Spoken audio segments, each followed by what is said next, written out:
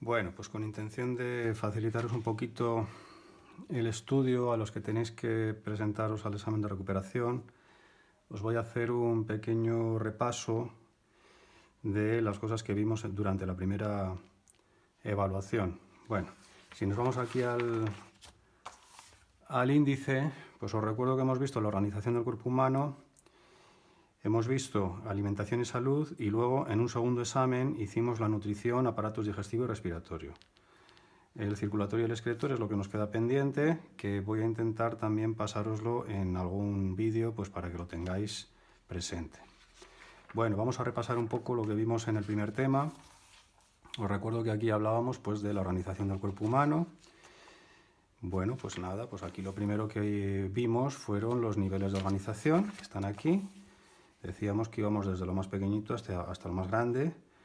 La materia pues se organiza en forma de átomos. Estos átomos pueden ser muy importantes porque muchos de ellos son los constituyentes de la materia viva.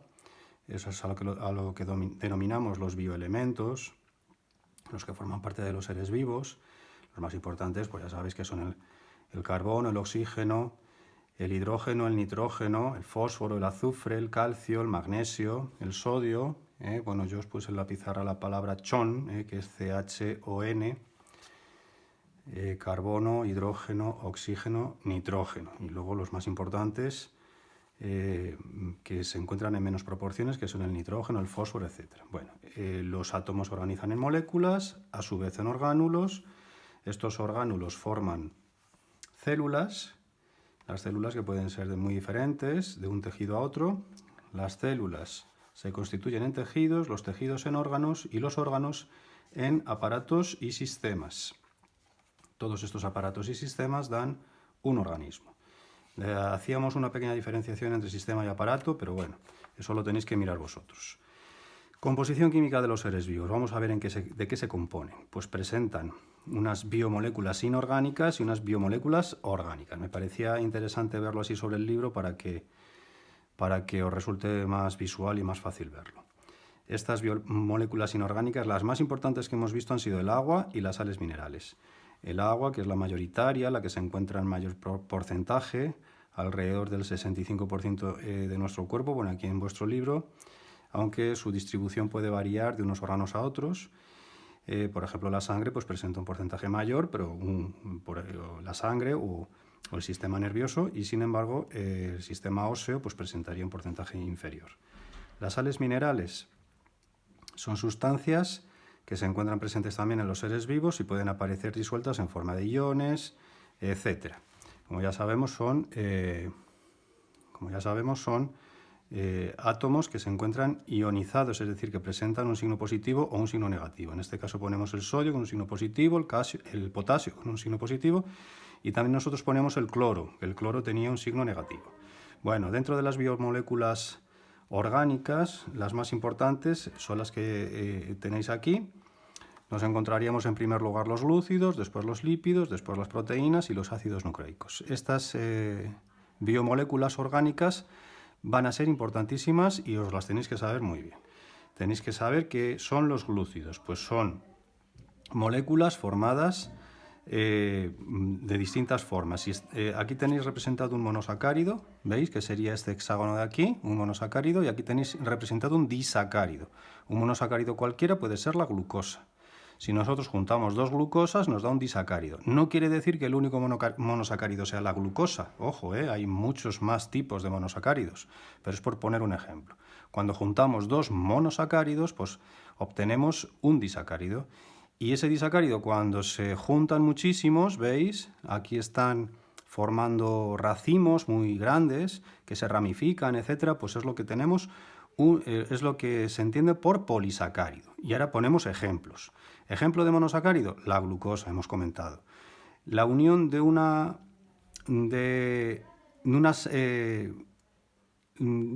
dos monosacáridos pues forman disacáridos, ¿no? Pues por ejemplo la sacarosa sería un tipo de disacárido, la maltosa también sería otro disacárido que es el azúcar de la malta, etc. Cuando juntamos muchos pues obtenemos un polisacárido, y los más importantes que hemos hecho mucho hincapié en ellos son el glucógeno y la celulosa. El glucógeno se encuentra en los animales y la celulosa se encuentra en los vegetales. La celulosa no la podemos digerir los animales, nosotros, perdón, hay algunos animales que sí pueden. Bueno, no es que sea su fisiología, sino que tienen bacterias en su intestino que pueden digerir la celulosa, ¿no? Nosotros no vamos a poder hacer eso. Bueno, y luego tenemos el glucógeno, que es una fuente, como su nombre indica, pues de glucosa, ¿eh? Si nosotros vamos cortando ese glucógeno, pues vamos obteniendo moléculas pequeñitas de glucosa. Bueno, otro tipo de biomolécula orgánica son los lípidos. Se conocen también como grasas, pero podemos tener muchos tipos. Por ejemplo, los fosfolípidos, porque tienen fósforo. El colesterol será un tipo de lípido. Cuando descomponemos estos lípidos, pues obtenemos una molécula pequeña llamada glicerol y otras moléculas más grandes llamadas ácidos grasos. Si nosotros juntamos un glicerol con 3 ácidos grasos, lo que obtenemos es un triglicérido. De esto ya os hablarán más adelante los que sigáis estudiando biología. Bueno, estos ácidos grasos, pues por lo tanto, van a ser muy importantes para los seres vivos, muy importantes, porque forman parte de nuestras membranas biológicas, estos lípidos. Vamos ahora a las proteínas, que se componen de moléculas muy sencillitas que se llaman aminoácidos. ¿Por qué se llaman así? Porque una parte presenta un grupo amino, tiene un grupo nitrógeno muy especial que se denomina grupo amino, y luego tienen una zona ácida, entonces por eso se llaman aminoácidos. Cuando juntamos muchos aminoácidos obtenemos una proteína. Existen 20 aminoácidos proteinógenos o que forman proteínas y esos 20 aminoácidos se combinan entre sí para formar las proteínas. Algunas proteínas importantes, pues el colágeno, la hemoglobina, los anticuerpos, etc. Mirad, aquí vemos los ácidos nucleicos, que también va a ser una molécula importantísima para todos nosotros, pues el ADN, también el ARN, el ADN, que es el ácido desoxirribonucleico. Si descomponéis la palabra, pues os resultará más fácil. Desoxi, que le falta un oxígeno, desoxigenado. Ribo, pues que tiene una ribosa que es un monosacárido que tenéis aquí, y luego nucleico, porque se encuentra, perdón que no lo estáis viendo, ahora sí. Y nucleico porque se encuentra en el núcleo, ¿de acuerdo? Bueno, y el ARN, pues que sería otro tipo de ácido nucleico, que en este caso es un ribonucleico, porque está formado por ribosa y además se encuentra en los ácidos, en el núcleo de la célula. Bueno, vamos a continuar. La célula, unidad básica del ser vivo. Aquí voy a intentar ser un poquito más breve.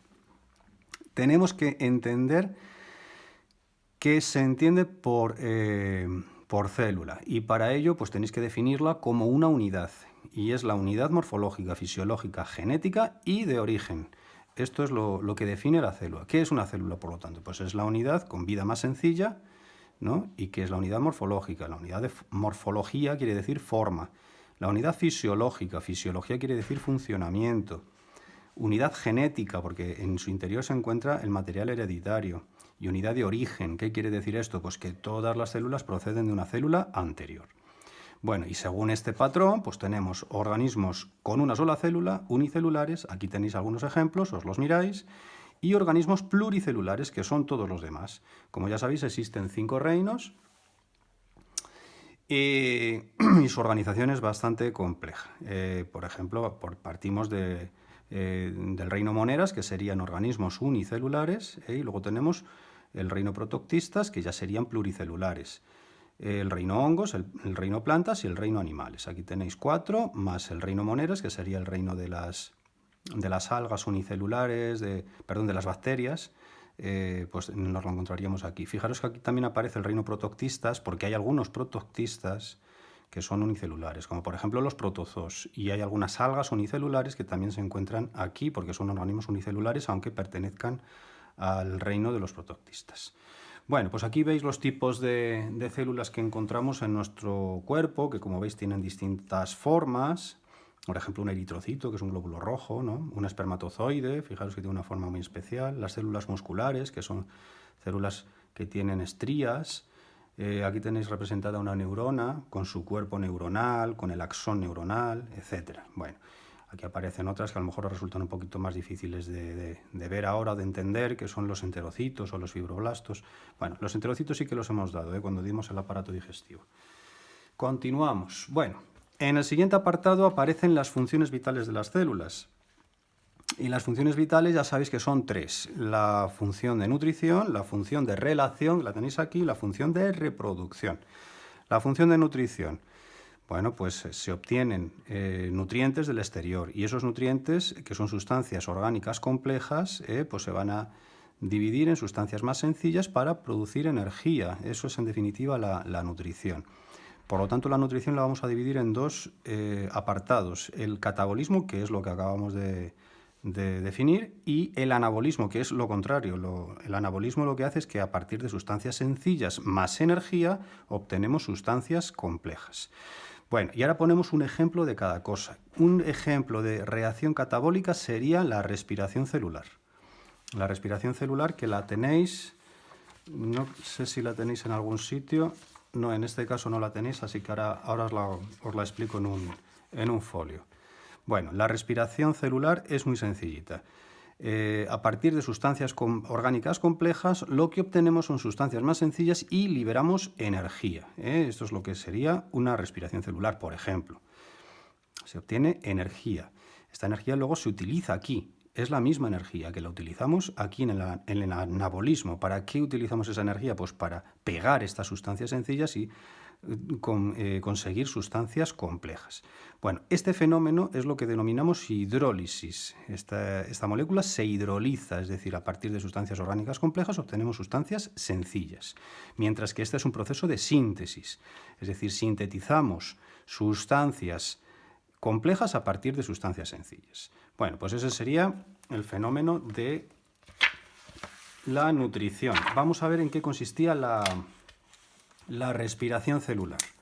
Pues la respiración celular se puede representar de la siguiente forma. Aquí tenemos una célula cualquiera y entonces a esta célula entra glucosa, aquí la veis, entra agua y entra oxígeno.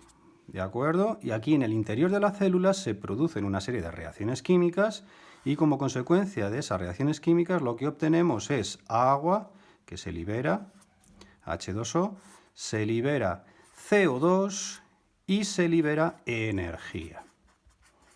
Bueno, pues este es el fenómeno de respiración celular, que es muy importante, lo tenéis que saber bien. Respiración celular. Por lo tanto, es un proceso de hidrólisis, como hemos dicho antes. Fijaros, se llama hidrólisis porque entra agua. Es un fenómeno de hidrólisis y además es un fenómeno, hemos dicho, catabólico. Así que lo apuntamos por aquí, catabólico. Y ahora vamos a poner un ejemplo de anabolismo. Bueno, en un fenómeno anabólico sucede lo contrario, es decir, a partir de sustancias simples obtenemos sustancias complejas. Bueno, pues vamos a poner por caso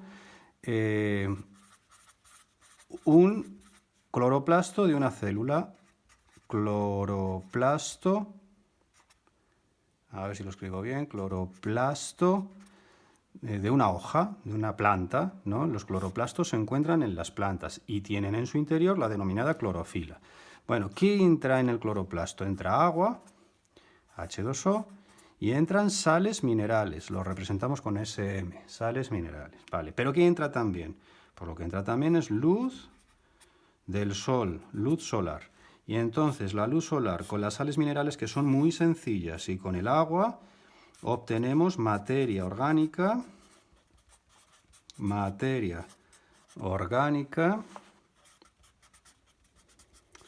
y energía.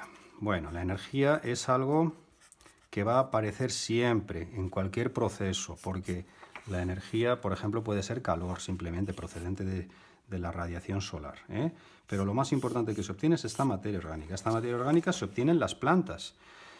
Por ejemplo, el almidón. Por ejemplo, la celulosa.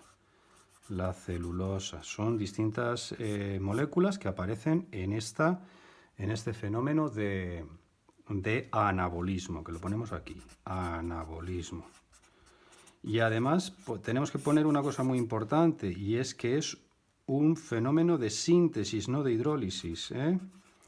Síntesis es el fenómeno contrario. ¿De acuerdo? Pues aquí tenéis dos ejemplos. Aquí tenéis el ejemplo de la respiración y el ejemplo de la fotosíntesis. Y os decía que en muchas ocasiones esta energía, bueno, en muchas ocasiones no, esta energía en la respiración celular se sirve para procesos anabólicos, pero no este de aquí, no nos confundamos. Esta energía se va a utilizar en procesos de anabolismo, por ejemplo, pues una síntesis de proteínas, para sintetizar proteínas. Esa sería una manera de utilizar esa energía. Para otra cosa, pues la podemos usar también para la síntesis de ADN. Para la síntesis de ADN. Bueno, pues para eso sí que se utiliza esta energía. No es la misma energía que se obtiene aquí, ni mucho menos. La energía de la luz solar es la que se necesita en el caso de la fotosíntesis. Bueno, pues espero que os haya quedado claro. Este fenómeno es muy importante y diferenciar catabolismo de anabolismo. Después tenemos el fenómeno de la relación celular, pues bueno, pues que permite que las células se reconozcan entre sí, recogen información. En el caso de las células, claro, en el caso de los seres vivos, pues ya sabemos que la relación celular puede ser muy variada. En el caso del resto de los seres vivos, me refiero a los seres vivos pluricelulares. Y después tenemos la reproducción celular. La reproducción celular que consiste pues, en hacer copias, como ya sabéis, de una célula.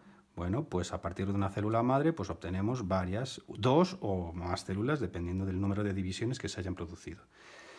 En los organismos unicelulares pues es una división muy sencilla, simplemente se produce una partición de esa célula, mientras que en los organismos pluricelulares pues tenemos una situación más complicada y la división supone un aumento de número de células, crecimiento del individuo, etcétera, y también la reproducción, como ya veremos. Bueno, en cuanto a la célula procariota, pues aquí estudiábamos en primer lugar la célula que no tenía núcleo, procariota. Pro quiere decir anterior, carión quiere decir núcleo, así que por lo tanto son las células que se encuentran antes del núcleo. Y luego tenemos las células eucariotas.